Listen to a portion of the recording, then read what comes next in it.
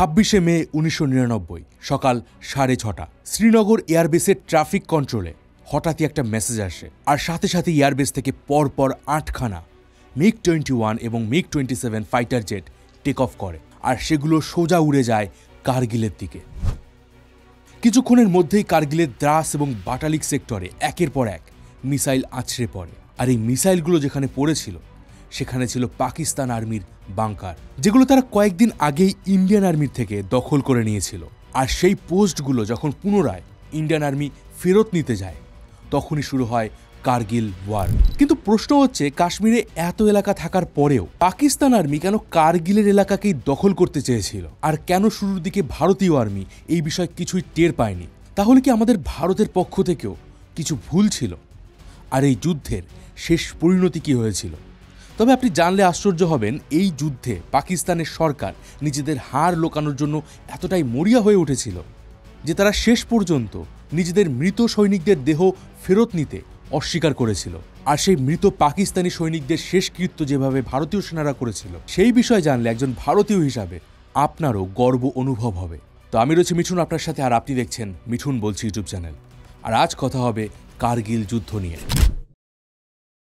15 মে 1999 air স্ট্রাইকের ঠিক 11 দিন আগে কার্গিলের কাকসার লাংপাস সেক্টরে পেট্রোলিং করছিল ইন্ডিয়ান আর্মির একটা টিম, আর এই টিমটাকে লিড করছিলেন ক্যাপ্টেন সৌরভ কালিয়া।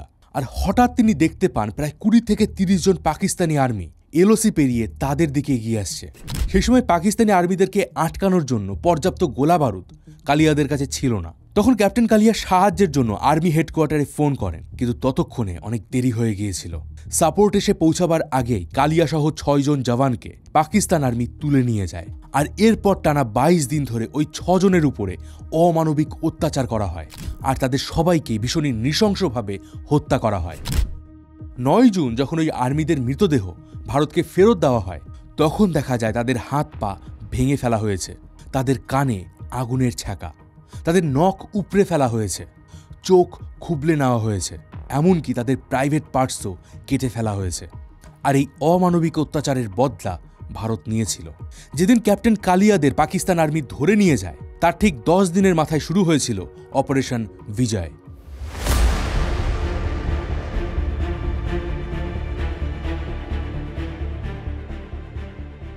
এবার আপনার মাথায় নিশ্চয়ই একটা প্রশ্ন আসবে যে পাকিস্তানি আর্মি ভারতের এলাকায় ঢুকে পড়ল, এই বিষয়ে ভারতের কাছে আগে থেকে কেন কোনো ইনফরমেশন ছিল না? ইভেন এই অপারেশন চলার সময় ভারত সরকার এমন একটা সিদ্ধান্ত নিয়েছিল যে আজও এখানের একটা গুরুত্বপূর্ণ স্থান পাকিস্তান আর্মির দখলে রয়েছে, আর সেই জায়গা থেকেই পাকিস্তান আর্মি ইজিলি ভারতীয় আর্মির মুভমেন্টের উপর নজর রাখতে পারে। আর এই পুরো ঘটনাটাকে জানতে গেলে আমাদেরকে এর ইতিহাস জানতে হবে। তবে এই বিষয়ে ডিটেলসে বলার আগে কথা বলবো আজকের আমাদের এই ভিডিওর স্পন্সর আউটস্কিলের ব্যাপারে। আপনারা নিশ্চয়ই কিছুদিন ধরে লক্ষ্য করছেন যে আমরা আমাদের ভিডিওর মাঝখানে এআই ইমেজ এবং ভিডিও ইউজ করছি, যেটা আমাদের এই ভিডিওর কাজকে এবং প্রেজেন্টেশনকে আরও বেশি ইন্টারেস্টিং করে তুলছে। আর আপনিও যদি এআই শিখতে চান তাহলে কিন্তু আপনি আউটস্কিলের হেল্প নিতে পারবেন। এই সপ্তাহের শেষ দিনে আপনি আউটস্কিলের 2 দিনের ট্রেনিং প্রোগ্রামে জয়েন করতে পারবেন। আর এই ট্রেনিংটার ভ্যালু প্রায় 10,000 টাকা, কিন্তু আপনারা যারা মিঠুন বলছি চ্যানেলের সদস্য রয়েছেন তাদের জন্য এটা completely free, thanks to our partner Outskill. তবে এখানে কিন্তু শুধুমাত্র আপনি ছবি বা ভিডিও জেনারেট করা নয়, আরও অনেক কিছু শিখতে পারবেন। এই প্রোগ্রামে আপনি এআই এর সম্বন্ধে ইনডেপথ নলেজ পাবেন। ইভেন 20টারও বেশি এআই টুল শিখে আপনি নিজের এআই টুল কিট বানাতে পারবেন।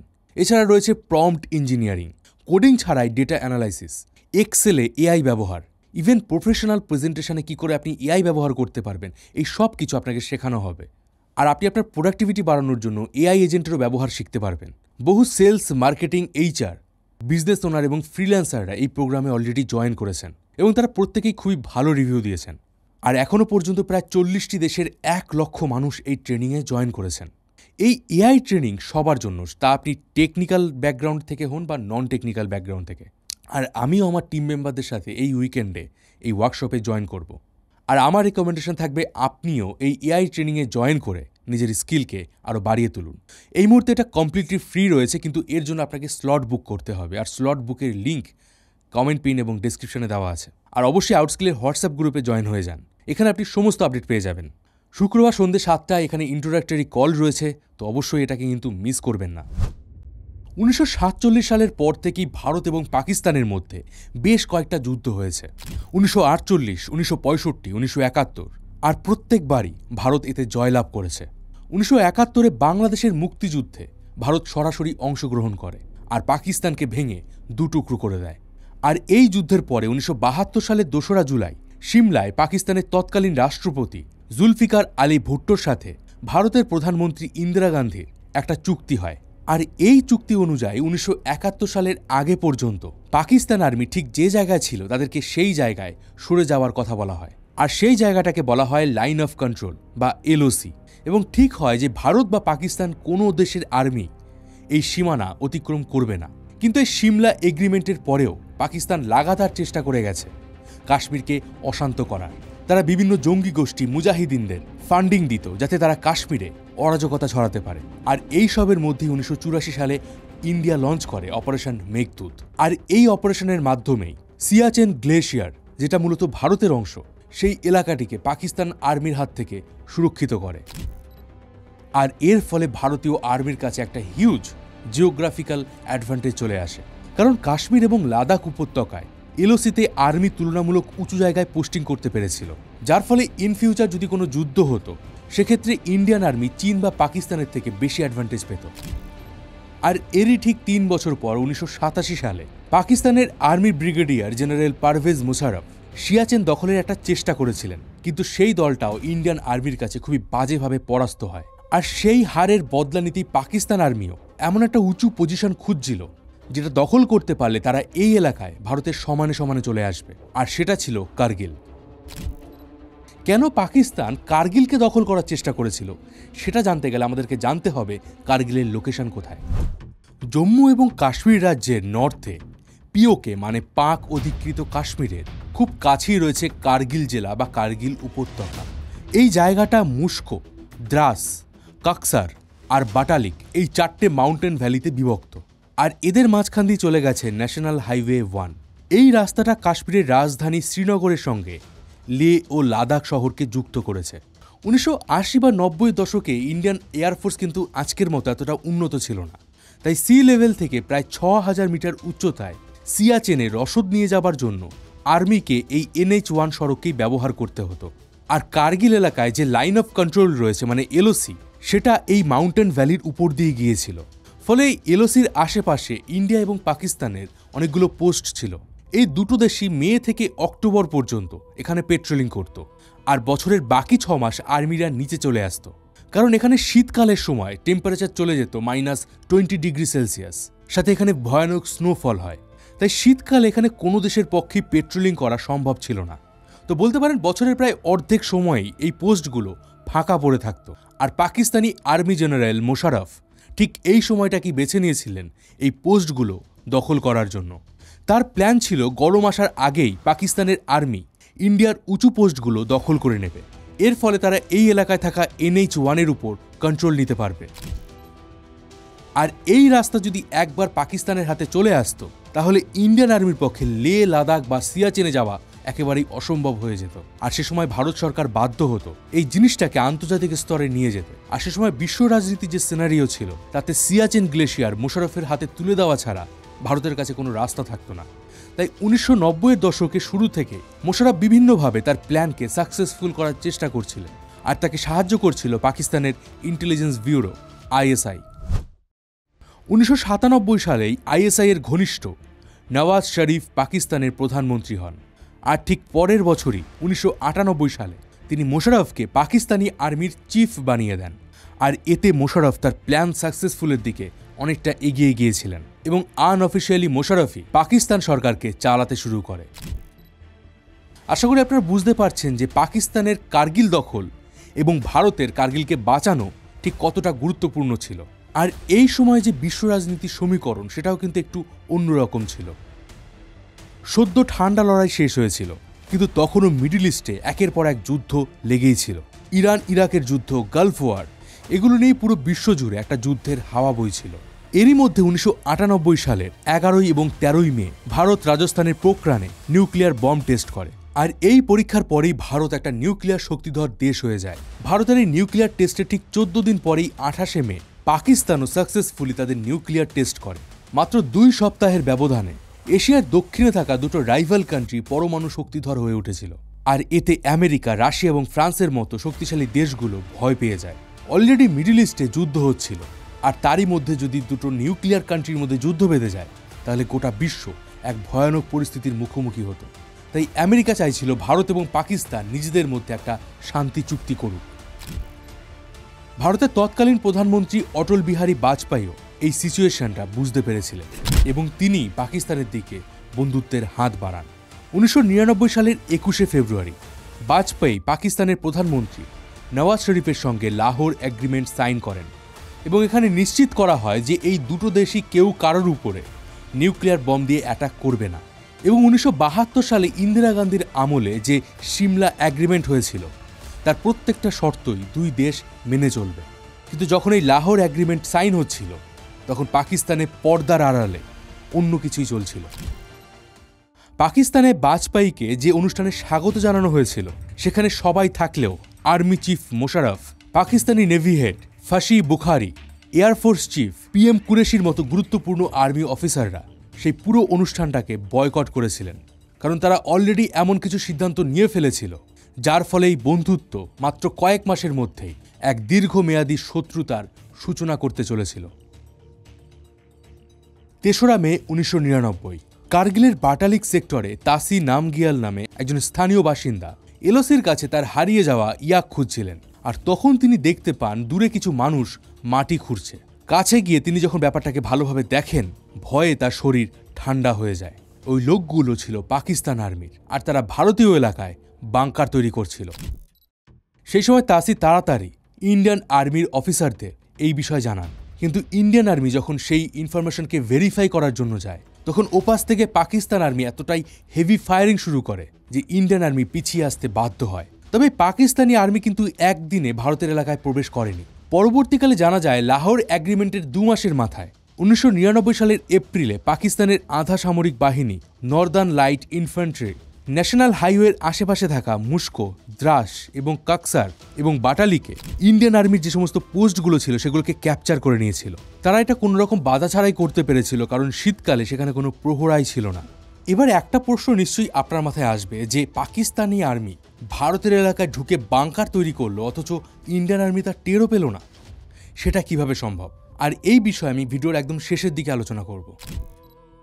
1999 সালের মে মাসে ইন্ডিয়ান আর্মি যখন আবার তাদের পোস্ট ফেরত নিতে যাচ্ছিল, পাকিস্তানের আর্মি এই বাংকারগুলোতে প্রচুর machine gun, rocket, artillery, anti aircraft missile রেখে দিয়েছিল, যাতে নিচের দিক থেকে কেউ আসার চেষ্টা করলেই তাদের উপর হেভি বম্বিং এবং ফায়ারিং শুরু করা যেত। আর এরই মধ্যে 15ই মে সৌরভ কালিয়াদের পাকিস্তানি আর্মি ধরে নিয়ে যায়। প্রধানমন্ত্রী বাজপেয়ী যখন নওয়াজ শরীফের সাথে এই বিষয়ে কথা বলেন তখন নওয়াজ শরীফ জানান কার্গিলে যারা ঢুকেছে তারা পাকিস্তানি আর্মি নয়, তারা হলো মুজাহিদিন। মানে পাকিস্তানি সরকার সরাসরি কার্গিলে হামলার কথা অস্বীকার করে। আর এই একটা কথার জন্য পাকিস্তান সরকার কিভাবে ফেঁসে গিয়েছিল তা আপনারা একটু পরেই বুঝতে পারবেন। 17ই মে ইন্ডিয়ান আর্মির তরফে গভর্নমেন্টকে একটা রিপোর্ট দেওয়া হয়। পাকিস্তান আর্মি ভারতের প্রায় 130 থেকে 160 বর্গ কিলোমিটার এলাকা দখল করে নিয়েছে। 18ই মে বাজপেয়ীর সাথে এয়ারফোর্স, নেভি এবং আর্মির চিফদের মিটিং হয়। আর এই দিনই মানে 18ই মে ইন্ডিয়ান আর্মি কার্গিলের পোস্টগুলো রিক্যাপচার করার জন্য অফিসিয়ালি অপারেশন বিজয় অ্যানাউন্স করে। আর বেজে যায় কার্গিল যুদ্ধের দামামা। পাকিস্তান আর্মি মূলত কার্গিলের দ্রাস সেক্টরে বেশি সংখ্যায় জড়ো হয়েছিল। আর এই যুদ্ধটা হচ্ছিল এই এলাকায় থাকা শৃঙ্গগুলোর দখল নিয়ে। এই এলাকায় অনেকগুলো শৃঙ্গ রয়েছে, যেমন 5140, 4875। আর যারাই এই শৃঙ্গগুলোকে দখল করতে পারবে তারাই নিজেদের কন্ট্রোল এই এলাকায় নিতে পারবে। 22শে মে ইন্ডিয়ান আর্মির 8th মাউন্টেন ডিভিশন টোলোলিংয়ে গ্রাউন্ড অ্যাটাক শুরু করে। কিন্তু কার্গিলের মতো একটা দুর্গম এলাকায় শুধুমাত্র গ্রাউন্ড অ্যাটাক করে পাকিস্তানকে হারানো সম্ভব ছিল না।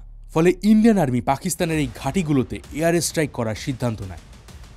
26শে মে এয়ারফোর্স তাদের অপারেশন সফেদ সাগর লঞ্চ করে। আর ওই দিন সকালেই কাশ্মীরের শ্রীনগর এবং অবন্তিপুরা এয়ারবেস থেকে টেক অফ করা প্রায় 8টা MiG-21, MiG-27 যুদ্ধবিমান বাটালিক এবং দ্রাসের হাই রেঞ্জ পাকিস্তানি বাংকারগুলোতে হামলা শুরু করে। 26শে মে এয়ারফোর্সের ফ্লাইট লিউটেন্যান্ট কাম্বাপাতি নচিকেতা রাও তার MiG-27 যুদ্ধবিমান নিয়ে বাটালিকে পার্ক আর্মির বাংকার লক্ষ্য করে রকেট ছোড়ে। কিন্তু এই সময় সেই যুদ্ধবিমানের ইঞ্জিন ফেলিওর হয়ে যায় আর সেই ফাইটার জেটটা মাটিতে ক্র্যাশ করে যায়। কিন্তু এই ফাইটার জেটটা ক্র্যাশ করার আগেই লেফটেন্যান্ট নচিকেতা ফ্লাইট থেকে নিজেকে ইজেক্ট করে দেন, কিন্তু তিনি ল্যান্ড করেন এলওসির ওপারে। আর এই সময় পাকিস্তান আর্মি তাকে যুদ্ধবন্দী হিসাবে নিয়ে যায়। এই যুদ্ধ চলাকালীনই ৩রা জুন নচিকেতাকে ওয়াগা সীমান্ত দিয়ে ভারতে ফেরত পাঠানো হয়েছিল। তবে পরে তিনি বলেছিলেন যে পাকিস্তানে যুদ্ধবন্দী থাকার চেয়ে আমার কাছে মৃত্যুই ভালো ছিল। কিন্তু নচিকেতাকে খুঁজতে আসা ফ্লাইট লেফটেন্যান্ট অজয় আহুজার ভাগ্য কিন্তু নচিকেতার মতো ভালো ছিল না। নচিকেতার প্লেন ঠিক কোন জায়গায় ক্র্যাশ করেছে সেটা খোঁজার জন্য আহুজা যখন অনেক লো হাইট দিয়ে তার বিমানটিকে ওড়াচ্ছিলেন, তখন তিনি শত্রুদের মিসাইল রেঞ্জের মধ্যে চলে আসেন। আর তখন পাকিস্তানের FIM-92 মিসাইল তার প্লেনে হিট করে, আর সঙ্গে সঙ্গে এয়ারফোর্সের কন্ট্রোল রুম থেকে তার যোগাযোগ বিচ্ছিন্ন হয়ে যায়। আর দুদিন পর ইন্ডিয়ান আর্মি তার ডেড বডি খুঁজে পায়, কিন্তু আর্মি দেখতে পায় আহুজার শরীরে 2টো গুলির দাগ রয়েছে, এমনকি তার হাঁটু ভাঙা ছিল। আর যেটা দেখে পরিষ্কার বোঝা যায় যে প্লেন ক্র্যাশ করার পরেও আহুজা জীবিত ছিলেন এবং পাকিস্তান আর্মি তাকে হত্যা করেছে, যেটা জেনেভা কনভেনশনের পুরোপুরি বিপক্ষে ছিল। যদিও এই বিষয়ে পরবর্তীকালে ভারত UN-এ পাকিস্তানের নামে বেশ কিছু আরোপ এনেছিল। পরপর মিগ প্লেনের ব্যর্থতায় এয়ারফোর্স তাদের প্ল্যান চেঞ্জ করে, আর তারা ব্যবহার করেন কম স্পিড এবং পারফেক্ট টার্গেট খুঁজতে দক্ষ MI-17 হেলিকপ্টার। এরা খুব সহজেই খুব কাছ থেকে পাক আর্মিদের ক্যাম্পে হামলা করতে পারত, কিন্তু 28শে মে একটা MI-17 হেলিকপ্টার শত্রুদের মিসাইলে ধ্বংস হয়ে যায়, আর এতে 4 জন ক্রু মেম্বার শহীদ হয়ে যান। এরপর এয়ারফোর্স আবারও তাদের প্ল্যান চেঞ্জ করে, আর এবার তারা ব্যবহার করেন MiG-23 এবং মিরাজ 2000, যার ভিতরে ছিল supersonic laser guided bombing system. আর এই এয়ারক্রাফটের সাহায্যে তারা পাকিস্তানের বেসগুলোকে তছনছ করে দেন। তবে বলে দেয়, এই মিরাজ 2000 ভারতের পাশাপাশি পাকিস্তানেরও কেনার কথা ছিল, কিন্তু কস্ট অনেক বেশি হওয়ায় তারা ফ্রান্সের সাথে এই ডিল বাতিল করে দেয়। আর আপনাদের শুনতে অবাক লাগবে যে এত বড় হামলার পরেও পাকিস্তান আর্মি কিন্তু তাদের এয়ারফোর্সকে ব্যবহার করেনি, কারণ পাকিস্তান শুরু থেকেই বলে আসছিল পাকিস্তান আর্মি এই হামলা করেনি, হামলা করেছে মুজাহিদিনরা। ফলে এই সময় পাকিস্তান যদি তাদের আর্মিকে সাপোর্ট দেওয়ার জন্য এয়ারফোর্স ব্যবহার করত, তাহলে পুরো দুনিয়ার সামনে তাদের মিথ্যাটা ধরা পড়ে যেত। আর এই একটা ভুলই পাকিস্তানকে এই যুদ্ধে অনেক পিছিয়ে দিয়েছিল। 22শে মে থেকেই ধাপে ধাপে প্রায় 20,000 ইন্ডিয়ান আর্মি কার্গিলের দিকে এগোতে শুরু করে। উঁচু জায়গার শত্রুদের সাথে মোকাবিলা করার জন্য তারা একটা নতুন স্ট্র্যাটেজি অ্যাপ্লাই করে। মাউন্টেন ভ্যালিতে ওঠার সময় তারা 3টে ভাগে ভাগ হয়ে পাহাড়ে চড়তেন। একটা দল যারা সামনের দিক থেকে অ্যাটাক করত, আর একটা দল পিছন দিক থেকে শত্রুদের বাংকারে গ্রেনেড ফায়ারিং করত, আর তৃতীয় দলটা এই দুটো দলকে কভার দিত।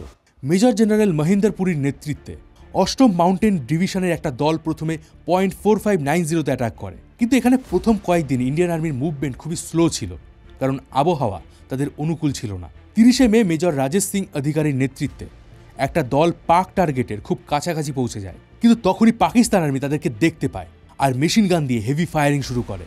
মেজর অধিকারী তৎক্ষণাৎ রকেট লঞ্চার দিয়ে সেদিকে হামলা করেন এবং তিনি 2 জন পাকিস্তান আর্মিকে ফেস টু ফেস যুদ্ধে মেরে ফেলেন, আর তার দল এই বাংকারের একটা অংশকে রিক্যাপচার করে। কিন্তু এই সময় মেজর অধিকারী গুলিবিদ্ধ হন, কিন্তু তিনি ফিরে না গিয়ে তার দলকে 2nd আর্মি পোস্টের দিকে মুভমেন্ট করতে নির্দেশ দেন, আর তিনি নিজে পাথরের আড়াল থেকে এই পুরো দলটাকে কভার ফায়ার দিতে থাকেন।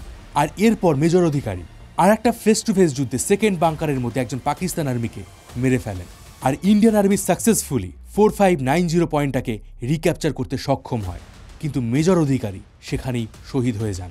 এরপর ইন্ডিয়ান আর্মির লক্ষ্য ছিল টুলুলিং পাহাড়ের 5140 পয়েন্ট, যেটা ওই এলাকার সবথেকে উঁচু শৃঙ্গ ছিল। 17 জুন কর্নেল JK যোশীর নেতৃত্বে 13 জম্মু কাশ্মীর রাইফেলের একটা ব্যাটালিয়ন এই ক্যাম্পের কাছাকাছি রকি নবে পজিশন নেয়, আর 20 জুন এই ব্যাটালিয়ন 2টো ভাগে ভাগ হয়ে পাহাড়ের দিকে উঠতে শুরু করে। সামনের দিক থেকে আসা টিমের নেতৃত্ব দিচ্ছিলেন ক্যাপ্টেন সঞ্জীব জামওয়াল, যার ভিক্টরি সাউন্ড ছিল ও ইয়া, আর অন্য যে টিমটা যারা পাথরের রাস্তা দিয়ে আসছিল তাদের টিমটাকে লিড করছিলেন ক্যাপ্টেন বিক্রম বাত্রা, যিনি ভিক্টরি সাউন্ড হিসেবে বেছে নিয়েছিলেন এ দিল মাঙ্গে মোর।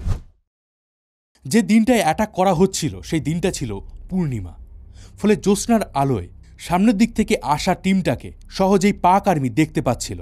তাই শত্রুদের বোকা বানানোর জন্য লাস্টের 100 মিটার রুট বিক্রম বাত্রা চেঞ্জ করে দেন। তিনি নিচু পাথরের দুর্গম রাস্তা দিয়ে তার 5 জন সঙ্গী নিয়ে সোজা পিক পয়েন্টে পৌঁছে শত্রুদের বাংকার লক্ষ্য করে গ্রেনেড ছোড়েন। সাথে সাথে পাকিস্তান আর্মি তাদের লক্ষ্য করে ফায়ারিং শুরু করে, কিন্তু বীর পরাক্রমী বিক্রম বাত্রা একাই 4 জন পাকিস্তানি সেনাকে হত্যা করেন এবং তিনি .5140-কে রিক্যাপচার করে নেন। অবশেষে 20 জুন তারা এই বাংকারে প্রায় 8 জন পাকিস্তানি সেনাকে হত্যা করেছিল, আর এখান থেকে একটা হেভি অ্যান্টি এয়ারক্রাফট উদ্ধার করে, আর বাকি যে পাকিস্তানি সেনারা ছিল তারা এখান থেকে পালিয়ে যায়। অবশেষে 20 জুন ভোর 4:35 রেডিওতে শোনা যায় বিক্রম বাত্রা সেই ভিক্টরি সাউন্ড, এ দিল মাঙ্গে মোর। আর এরই ঘণ্টাখানেক আগেই সঞ্জীবও তার টার্গেট ক্যাপচার করে নিয়েছিলেন। 1999 সালের 4 জুলাই ইন্ডিয়ান আর্মির 18th গ্রেনেডিয়ার্স টাইগার হিলে আক্রমণ শুরু করে। দুই দিক থেকে নাগা এবং শিখ রেজিমেন্ট আর মাঝখানে রেজিমেন্ট অফ আর্টিলারি তাদের কভার দিচ্ছিল। এই জায়গাটা এতটাই দুর্গম যে আর্মিদের কাছে দুটো অপশন ছিল, তাদেরকে খাবার এবং অস্ত্রশস্ত্রের মধ্যে যে কোনো একটাকে বাঁচতে হতো। আর এই আর্মির বাহিনী অস্ত্রশস্ত্র বেছে নিয়েছিলেন। পরবর্তীকালে একজন জওয়ান জানান তারা ওই 3 দিন খাবারের বদলে শুধুমাত্র সিগারেট খেয়েছিলেন। একটা 1000 ফুটের ভার্টিক্যাল ক্লিফ এই দলটা মাত্র 12 ঘন্টায় উঠে গিয়েছিল। এই দলের মধ্যেই ছিলেন রাইফেলম্যান যোগেন্দ্র সিং যাদব। তারা যখন পিক পয়েন্ট থেকে মাত্র 60 মিটার দূরে, ঠিক তখনই শত্রুরা তাদেরকে দেখতে পায় এবং হেভি ফায়ারিং শুরু করে। এই সময় যোগেন্দ্রর হাঁটু, কোমর এবং কুচকিতে গুলি লেগেছিল, কিন্তু তারপরেও তিনি হামাগুড়ি দিয়ে পিক পয়েন্টের প্রথম বাংকারে পৌঁছান আর গ্রেনেড ছুঁড়ে তিনি সেখানেই 4 জন পাকিস্তানি আর্মিকে হত্যা করেন।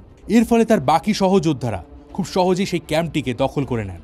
আর তার এই অসম সাহসিকতার জন্য তিনি একমাত্র জীবিত ব্যক্তি যিনি কার্গিল যুদ্ধে পরমবীর চক্র পেয়েছিলেন। এই টাইগার হিলের কাছেই গুলতারি বলে একটি মাউন্টেন ভ্যালিতে পাকিস্তান আর্মির একজন কর্নেল শের খান 5খানা বাংকার তৈরি করেছিলেন। 5ই জুলাই ভোরে ইন্ডিয়ান আর্মি 2টো ব্যাটালিয়ন তাদের ক্যাম্প দখল করে নেয়, কিন্তু ইন্ডিয়ান আর্মির তুলনায় কম সৈন্য নিয়েও শের খান ভয়ঙ্কর যুদ্ধ করেন এবং আবারও সেই ক্যাম্পগুলোকে দখল করে নেন।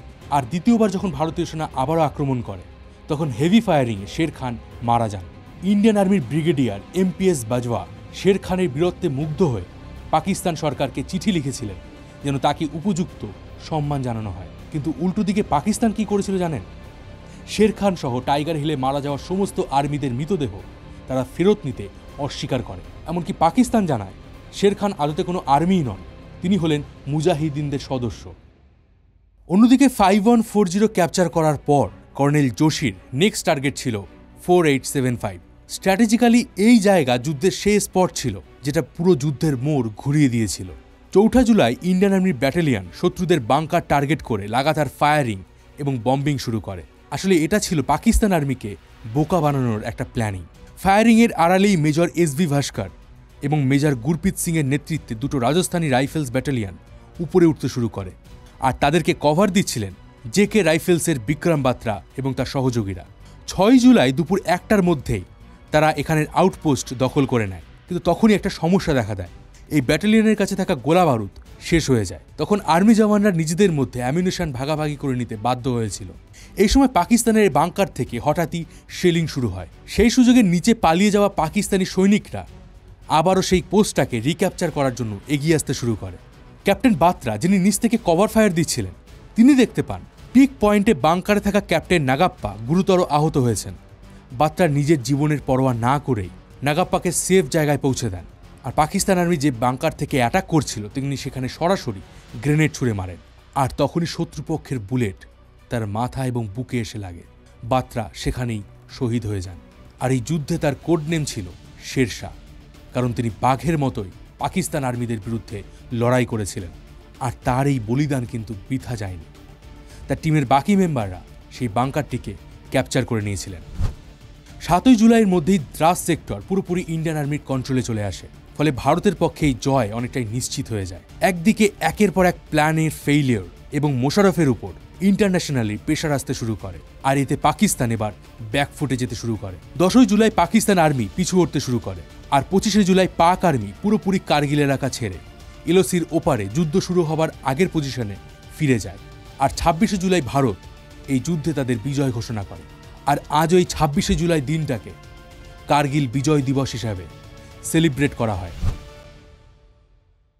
7 জুলাইয়ের মধ্যেই দ্রাস সেক্টর পুরোপুরি ইন্ডিয়ান আর্মির কন্ট্রোলে চলে আসে। ফলে ভারতের পক্ষে এই জয় অনেকটাই নিশ্চিত হয়ে যায়। একদিকে একের পর এক প্ল্যানের ফেইলিয়র এবং মোশাররফের উপর ইন্টারন্যাশনালি প্রেশার আসতে শুরু করে, আর এতে পাকিস্তান এবার ব্যাকফুটে যেতে শুরু করে। 10 জুলাই পাকিস্তান আর্মি পিছু হটতে শুরু করে, আর 25 জুলাই পাক আর্মি পুরোপুরি কার্গিল এলাকা ছেড়ে এলওসির ওপারে যুদ্ধ শুরু হবার আগের পজিশনে ফিরে যায়।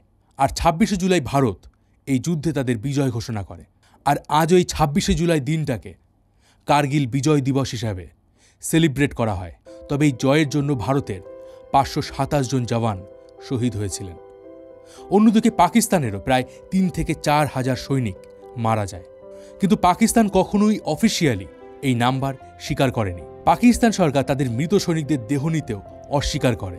আমি জানি যে দর্শকদের মধ্যে অনেকেই আছেন হয়তো এই কথাটা বিশ্বাস করবেন না, কিন্তু আমি অনেক খুঁজে 1999 সালে দ্য নিউ ইয়র্ক টাইমসের একটা আর্টিকেল খুঁজে পেয়েছি, যেখানে লেখা আছে গুন হিল নামে পরিচিত একটা শৃঙ্গের চূড়ায় ভারতীয় সেনারা 5টি মৃতদেহ কবর দিয়েছে। এগুলো ছিল সেই পাক সেনাদের যারা 6 জুলাই তারিখে এক ভয়ঙ্কর লড়াইয়ে নিহত হয়েছিলেন। আর ভারতীয় সেনারা পাকিস্তানি সেনার প্রমাণ হিসাবে 12th Northern light infantry ID card, বেতন বই এবং একটি সৈনিকের লেখা চিঠি মিডিয়ার সামনে তুলে ধরে। তবে পাকিস্তান এর পরেও বারবার বলে যায় এগুলো সবই সাজানো নাটক। এই নিউজে আরও বলা হয়, যুদ্ধজয় নিশ্চিত করার পর ভারত সরকার সংবাদ মাধ্যমকে গান হিলে নিয়ে যায়। সেখানেই হেলিকপ্টারে করে সাংবাদিকদের একে একে আনা হয় এবং একজন মুসলিম সেনা ইমাম এখানে জানাজা পড়েন এবং ভারতের সেনারাও তাদেরকে সম্মান জানিয়ে সেই জানাজায় অংশগ্রহণ করেছিলেন। এবার দেখুন, মিথ্যা আপনি যতই সাজিয়ে বলুন না কেন, একদিন না একদিন সেই মিথ্যা ফাঁস হয়েই যায়। যে শের খানকে পাকিস্তানি সরকার মুজাহিদিন বলে দাবি করেছিল, পরবর্তীকালে সেই কর্নেল শের খানকেই পাকিস্তানি আর্মির হাইয়েস্ট অনার নিশানি হায়দার সম্মান দিয়েছিল। এমনকি বর্তমানে শের খানের নামে পাকিস্তানে একটা কলেজও আছে। এমনকি রিসেন্টলি পাকিস্তানের আর্মি চিফ জেনারেল আসিম মুনির এটা স্বীকার করেছিলেন যে কার্গিল যুদ্ধে পাকিস্তানি আর্মি মারা গিয়েছিল।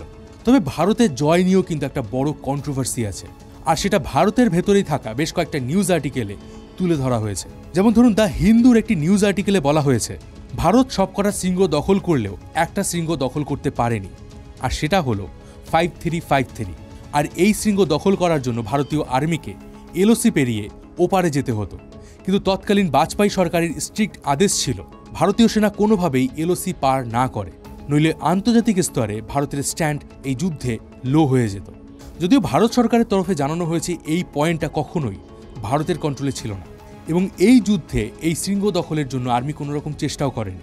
তবে সত্যিটা যাই হোক না কেন, এই শৃঙ্গ কিন্তু আজকের দিনে পাকিস্তান আর্মির কাছে ভীষণই একটা ইম্পর্টেন্ট লোকেশন এবং তারা এখানে একটা ভীষণই শক্তিশালী বেস তৈরি করেছে। আর এখান থেকে এরা সহজে NH-1 উপর নজরদারি চালাতে পারে। আরও একটা কন্ট্রোভার্সি উঠে আসে এই যুদ্ধ নিয়ে। সেই সময় ভারতের বিভিন্ন ইন্টেলিজেন্স টিম এবং মিলিটারির মধ্যে তথ্যের আদান প্রদান ঠিকঠাকভাবে হতো না। এমনকি যুদ্ধের ব্যাপারে ইন্টেলিজেন্স বারবার মিলিটারিকে ইনপুট দিয়েছিল যে পাকিস্তান এই এলাকায় বড় কিছু করতে পারে, কিন্তু প্রপার কোঅর্ডিনেশনের অভাবে না তো সরকার না তো মিলিটারির পক্ষ থেকে কোনো রকম অ্যাকশন নেওয়া হয়েছিল। এমনকি এক্স আর্মি চিফ NC বিজয়, যিনি কার্গিল যুদ্ধের সময় মিলিটারি ডিজি ছিলেন, তিনিও এই কথা স্বীকার করেন যে কার্গিল যুদ্ধ হয়েছিল শুধুমাত্র ভারতের ইন্টেলিজেন্স ফেইলিওরের জন্য। আর সবশেষে আমাদের চ্যানেলের পক্ষ থেকে কার্গিলে শহীদ হওয়া সেই জওয়ানদের কুর্নিশ।